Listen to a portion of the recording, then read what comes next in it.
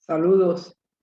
Quiero agradecer de manera muy especial la invitación que me han cursado ustedes que son libres en el amor a estar entre ustedes nuevamente en el día de hoy.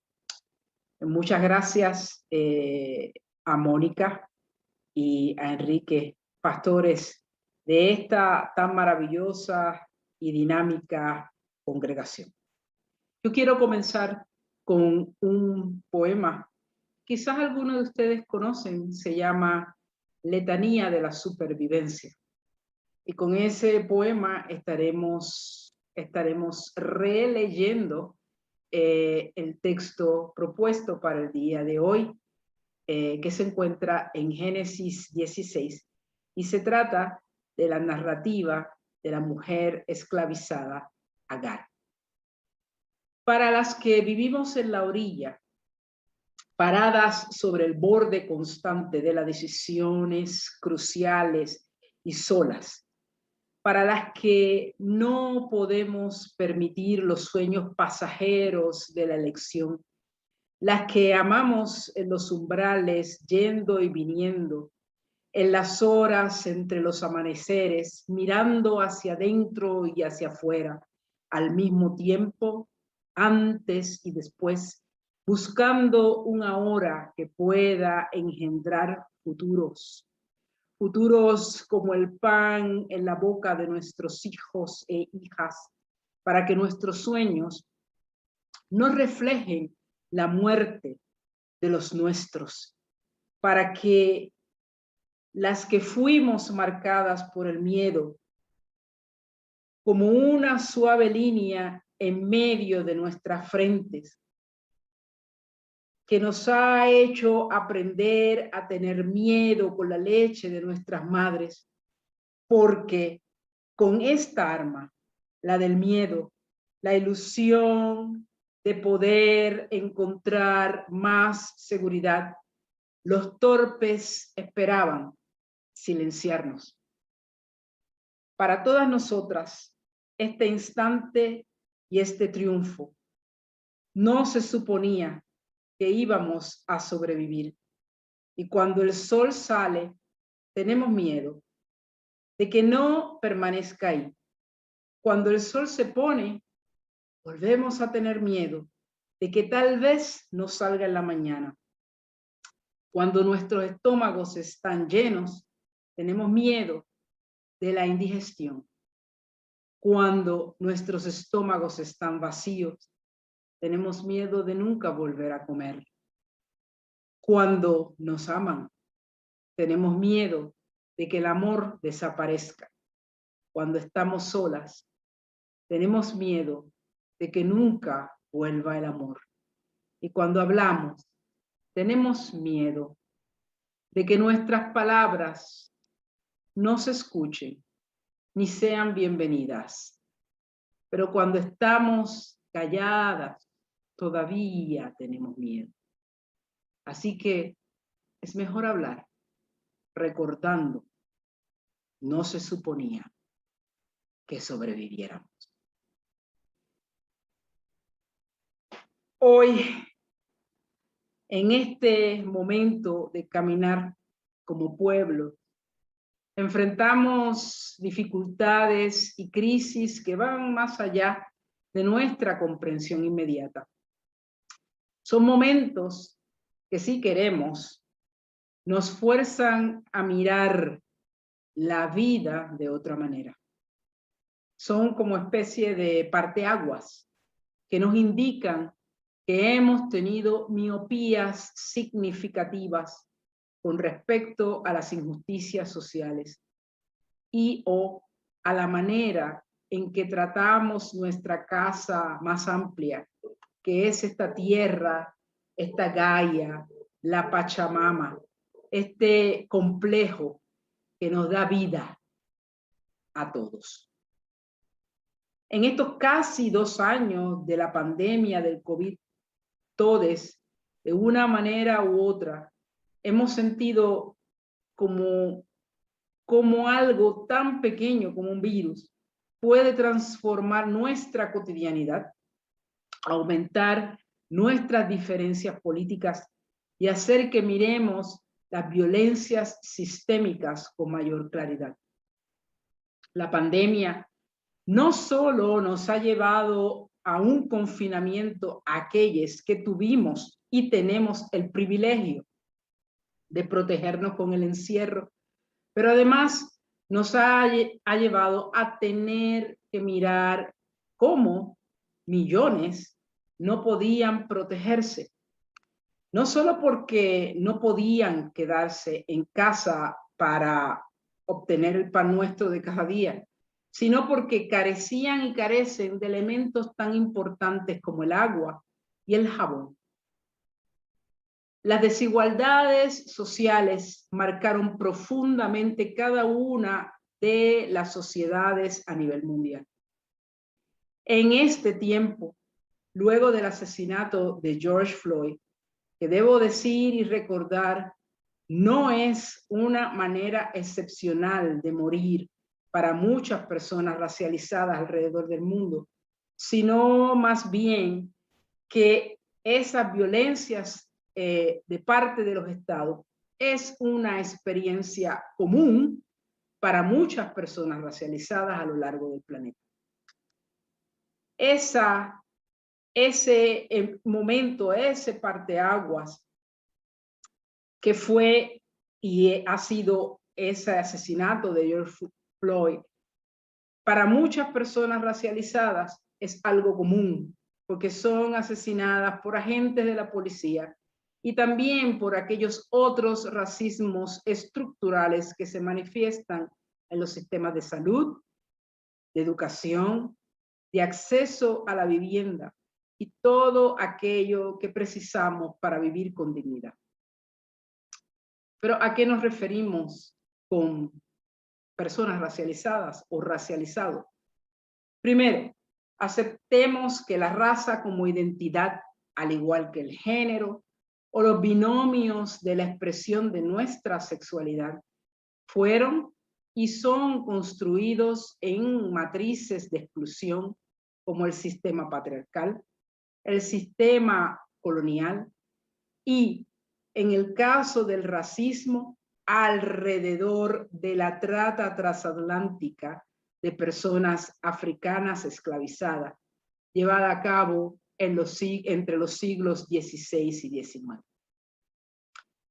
En estos nichos del patriarcado, del colonialismo y del racismo, se han forjado nuestras actitudes y prácticas hacia una buena parte de la humanidad. Es una estructura fundamentalmente jerarquizada, en la cual los conocimientos occidentales van sobre los saberes ancestrales, en donde aquellos asignados como hombres tienen mayor poder que aquellas asignadas como mujeres, en donde las tonalidades de piel afectan de una manera muy concreta el acceso de una vida digna. Las posibilidades de volver a echar una mirada al racismo y a las desigualdades sociales han quedado abiertas en este tiempo de pandemia. Muchas personas aún no habían entendido que el racismo es una fuerza muy presente en todas nuestras sociedades.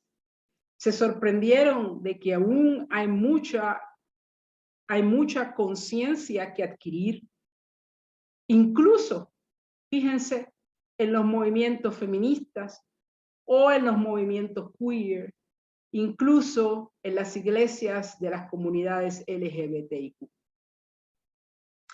Para las iglesias significa echarnos nosotros mismos una nueva mirada para poder desprendernos de nuestros lastres de estructuras sexistas, racistas, clasistas y coloniales.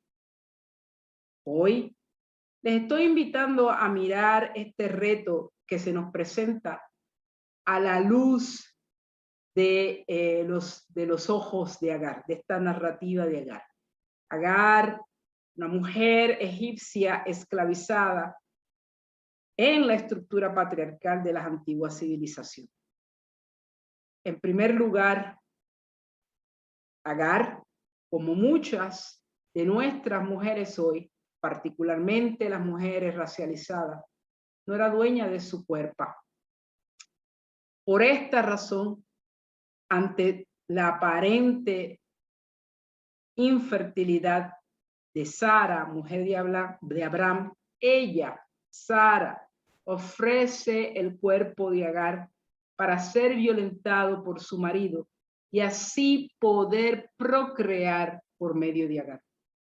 La experiencia de las mujeres esclavizadas durante las empresas coloniales que vieron nacer cada uno de nuestros estados nacionales en este hemisferio fue similar, pues sus cuerpos eran utilizadas no solo para el placer de los hombres blancos, sino que además sus úteros eran el espacio de gestación de nuevas personas esclavizadas. No eran consideradas estas mujeres personas, sino objetos de trabajo, objetos de placer y objetos de reproducción. Esta realidad pareciera muy alejada de nuestro tiempo. Sin embargo, sigue siendo una realidad que las cuerpos de las mujeres racializadas son hipersexualizadas y desvalorizadas. Las investigaciones en distintas partes de nuestro hemisferio señalan que la tasa de violencia sexual contra las mujeres racializadas es significativamente mayor que el de las mujeres blancas o mestizas. Entre los capítulos 16 y 21 de Génesis se desarrolla esta historia de Agar. Y en un momento, Agar huye de la esclavitud y en otro momento es expulsada del círculo de Abraham con su hijo Isaac. Las narrativas son duras, pues en ambas narrativas la divinidad acepta la violencia que se ejerce contra Agar y contra su hijo Ismael. Y al mismo tiempo, contra esa aparente aceptación de la divinidad, Agar demanda su espacio y su derecho. Lo demanda al ver a la divinidad y darle nombre. El nombre quien ve. Fíjense, esto es importante porque dentro de la estructura religiosa tradicional no es posible ver a Dios sin morir, ni es posible nombrar a quien no tiene nombre, porque trasciende toda experiencia humana. Sin embargo, Agar ve y nombra desde las sensaciones de una cuerpa que hasta aquí no le ha pertenecido a ella misma, que hasta aquí ha sido menos que ser humano. Entonces, esa acción de ver y nombrar es un acto de recuperación de la dignidad que le ha sido negada a Agar y a su hijo. Me parece que ante el racismo estructural, las personas racializadas buscan distintas maneras de ver y nombrar la divinidad. Son nombres que van interpelando, van retando al resto de nuestras poblaciones. Nombres como hemos escuchado en todo este tiempo, Las vidas negras importan. Maneras de nombrar en acciones como la danza de Obatalá, en donde las mujeres afromexicanas jóvenes dan nuevo significado a sus identidades y denuncian la exclusión que viven en la sociedad mexicana en el contexto del encuentro de pueblos negros que se celebra todos los años. Y esta danza es un requerimiento político a la sociedad mexicana. Otra manera de nombrar a Dios es el poema que acabamos de leer, Letanía de la Supervivencia de Audre Lorde, en donde se dice que es necesario hablar, pues después de todo nuestros sistemas no esperaban que sobrevivieran. Son muchas maneras de nombrar a la divinidad que trascienden las maneras aceptadas en nuestras iglesias y que afirman la dignidad de las personas racializadas.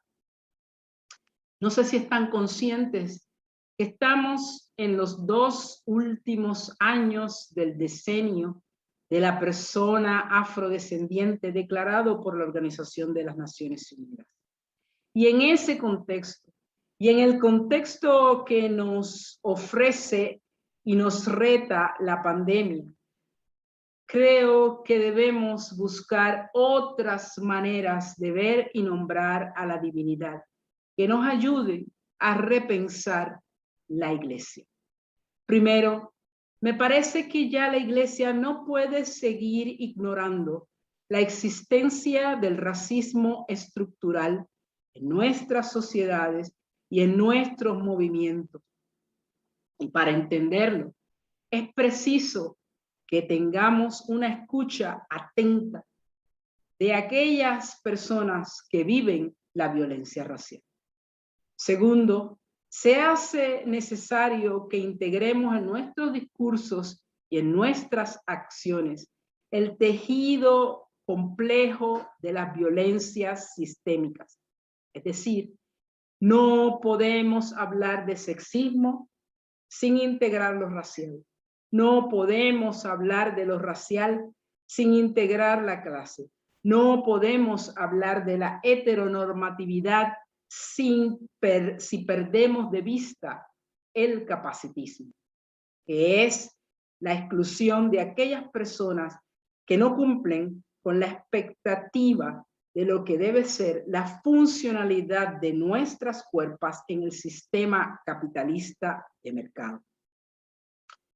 Como iglesias LGBTIQ e iglesias de la diversidad, no podemos y no debemos olvidar este entramado de opresiones. Tercero, va a ser necesario que nos convirtamos en iglesias, óiganlo bien, en iglesias antirracistas y feministas. Ya no hay más excusa. Y para ello será necesario desvestirnos de muchas de nuestras expresiones y de muchas de nuestras prácticas. Es bueno recordar que ni el racismo ni el sexismo son expresiones de unas cuantas manzanas podridas, pues ambas expresiones son matrices que nos han formado y nutren nuestras actitudes y nuestros haceres.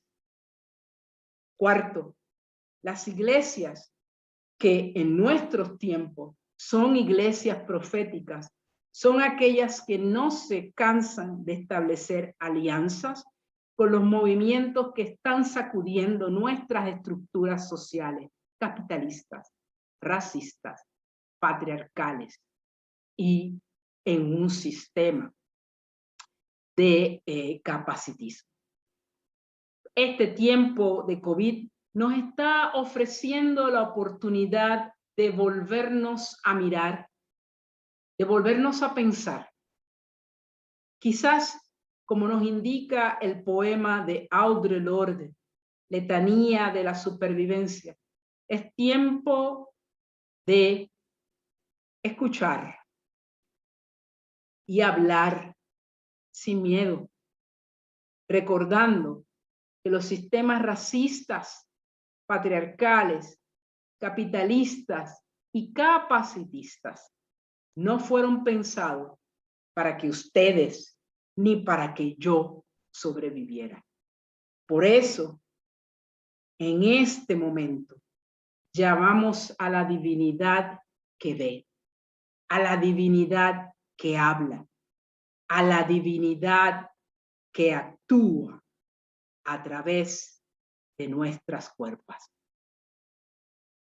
Que esa divinidad, que es todo poder, un poder muy diferente al que nuestros sistemas de opresión plantean, les guíe hoy y siempre en este reto que debemos responder. Que la Santa Ruá les bendiga hoy y siempre. Gracias.